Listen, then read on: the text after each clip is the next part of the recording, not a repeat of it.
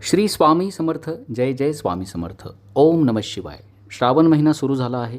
श्रावण महिन्यामध्ये भगवान शिवाची उच्च सेवा शिवलीलामृत पारायण प्रत्येकानं करावं. स्त्री किंवा पुरुष कोणी हे पारायण करू शकतं. पारायणाचे साधे सोपे नियम आहेत. त्यामध्ये प्रामुख्यानं ब्रह्मचर्य, मांसाहार, जमिनीवर किंवा चटईवर झोपणे, गादीवर न झोपणे, साधे सोपे नियम पाळून आपल्याला हे पारायण करायचं आहे. आपल्या घरातील शिवलिंग यावरती अभिषेक करून पूजा मांडणी करायची आणि पारायणाला सुरुवात करायची. आपलं दुर्भाग्य बदलण्याची ताकद या पारायणामध्ये आहे, या ग्रंथामध्ये आहे. प्रत्येकानं हे पारायण अवश्य करा.